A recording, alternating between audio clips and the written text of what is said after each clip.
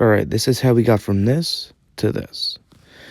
First by grabbing the cardboard, went to the basement, had to turn everything on. Look at that, printer.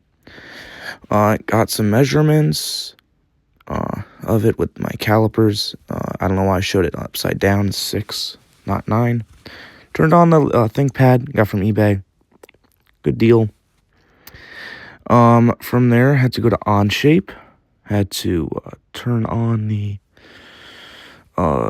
not turn on, sorry, we had to put the document name in so we could create the document.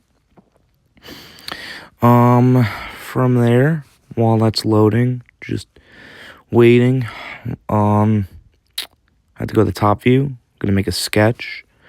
It's gonna make the center point rectangle so it's nice and even on both sides.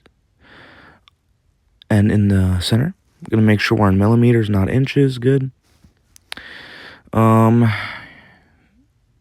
change the measurements of the square. I think I'm gonna do 40 by 40 millimeters. Because I didn't really take measurements of the what's it called, what the stand footprint was, so I kind of just guessed and it worked. So we went from there, then we extruded. I rounded up to 7, just because I like an even number every once in a while. From there, to double check, I put some fillet, so there was no sharp edges, so in case the dog got to it, wouldn't hurt himself. Just in all those corners, I added a nice fillet. Just left it the default. Just had to make sure that it was all good here. Then I'm gonna export. It's gonna be an STL. Let's see. I think I named it TV Spacer 7 millimeters. And we do STL so that my slicer can read it. So it turns all that information into code the 3D printer can read.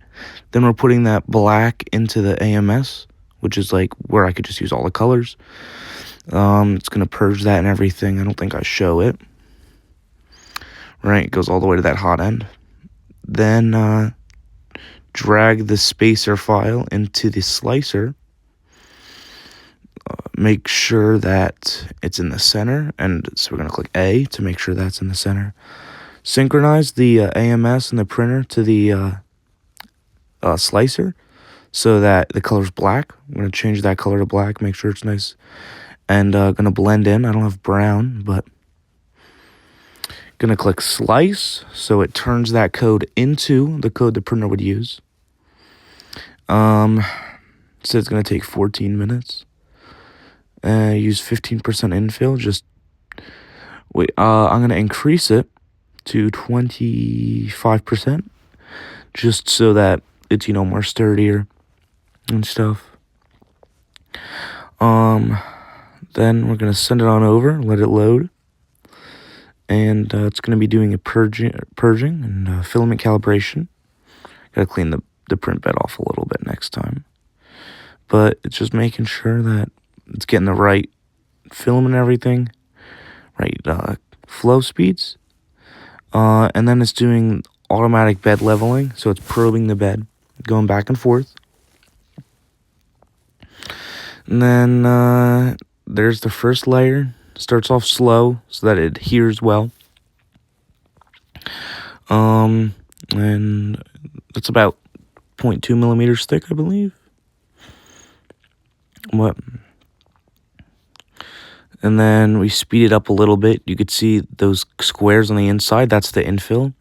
If I put that to 100, then it would just be square. We're finishing it up. Put that last bit on. It goes to all 4 corners. And then let it cool a little bit, but it still was a little stubborn and I was being impatient. So look at it. It's got a pretty nice look. That's the front, pretty nice. Then that's the bottom. It looks pretty good. I don't know why I showed it to the camera like that. But then, yeah, we got that. And it's all level now.